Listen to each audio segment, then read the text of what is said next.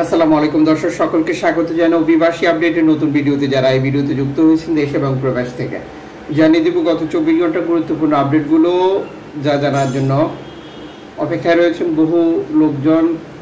অবৈধভাবে ইতালিতে আসা যায়, এটা যেমন সত্য কথা, তেমনি বিপদে পড়লে কী পরিস্থিতি তৈরি হয় তা সকলেরই জানা প্রয়োজন। ইতালির কাছে এসে নৌকাডুবি এবং এখন পর্যন্ত 27 জনের মৃতদেহ উদ্ধারের তথ্য নিশ্চিত করেছে ইতালি কর্তৃপক্ষ। প্রতিবেদন অনুযায়ী আরও 9 জন নিখোঁজ রয়েছে। টোটাল ইতালি উপকূলে আসার পরে এই নৌকাডুবির জন্য এনজিও সংস্থাগুলো স্পষ্টভাবে ইতালিকে দায়ী করছে, যার কারণ সঠিক সময় উদ্ধার অভিযান পরিচালনা না করা।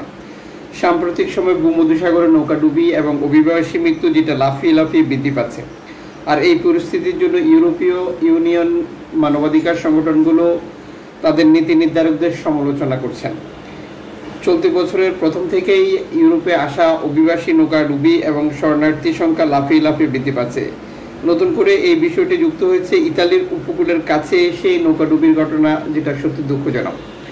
গত বছরগুলোতেও একই পরিস্থিতি দেখা যায় যে ইতালি উপকূলের কাছে এসে নৌকা বিপদে পড়ল, সঠিক সময় সহযোগিতার হাত বাড়িয়ে দেয় না ইতালি কর্তৃপক্ষ, আর যেটার কারণে নৌকাগুলো ডুবে যায়, শরণার্থী মৃত্যু বৃদ্ধি পায়, যা প্রতিনিয়ত এনজিও সংস্থাগুলোর সমালোচনায় উঠে আসে, কিন্তু এরপরও কোনো পরিবর্তন আসে না। এদিকে ভূমধ্যসাগর থেকে অভিবাসী উদ্ধার এবং তাদেরকে নিরাপদে ইতালিতে পৌঁছে দেওয়ার কাজ করছে এনজিও সংস্থাগুলো। সাম্প্রতিক সময় একটি ঘটনা আলোচনায় রয়েছে, তা হচ্ছে যে ফ্রান্স থেকে যুক্তরাজ্য যাওয়ার পথে অভিবাসী যেটা গেম দিয়ে যাওয়ার পর টিকটক কর্তৃপক্ষ তার অ্যাকাউন্ট বন্ধ করে দিয়েছে। অভিযোগ হিসেবে তারা জানিয়েছে যে অভিবাসন খাতে তিনি উৎসাহিত করার জন্য ভিডিও তৈরি করেছেন, যার জন্য তার অ্যাকাউন্টটি সাসপেন্ড করে দেওয়া হয়েছে। তার মানে বুঝতে পারছেন যে টিকটকেও আপনি অভিবাসী বিষয়ক কার্যক্রম করলে সেক্ষেত্রে আপনি ঝুঁকি বা আপনার অ্যাকাউন্টটি হারাতে পারেন। এটি সত্যি দুঃখজনক। এদিকে ইউরোপীয় ইউনিয়নের শরণার্থী আসা অনেক কমেছে গত কয়েক মাস থেকে ইউরোপীয় ফ্রন্টেক্স বাহিনীর দেওয়া তথ্য মতে। তবে সাম্প্রতিক সময় যুক্তরাজ্যে শরণার্থী লাফিয়ে লাফিয়ে প্রবেশ বৃদ্ধি পাচ্ছে, যেটি নিশ্চিত করেছে যুক্তরাজ্য কর্তৃপক্ষ। মূলত যুক্তরাজ্য শরণার্থী প্রবেশ করছে যেটা ফ্রান্স থেকে।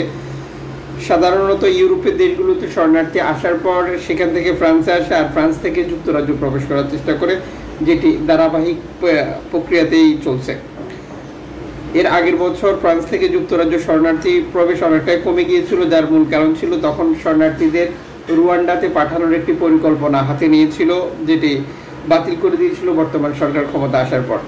এদিকে ভূমধ্যসাগর থেকে রেকর্ড সংখ্যক শরণার্থী উদ্ধার এবং নিরাপদে ইতালিতে পৌঁছে দেওয়ার জন্য কাজ করছে আইতামারি। সর্বশেষ মাইক্রো ব্লগিং সাইট এক্সে দেওয়া যেটা সাবেক টুইটারে 2টি নৌকা থেকে 45 জন শরণার্থীকে উদ্ধার এবং তাদেরকে নিরাপদ স্থানে হস্তান্তরের জন্য তারা কাজ করেছে। আমাদের পক্ষ থেকে স্পেশালি ধন্যবাদ এনজিও সংস্থাগুলোকে, যাদের কারণে ভূমধ্যসাগরে নৌকাডুবি এবং শরণার্থী উদ্ধারের কার্যক্রম বৃদ্ধি পায়।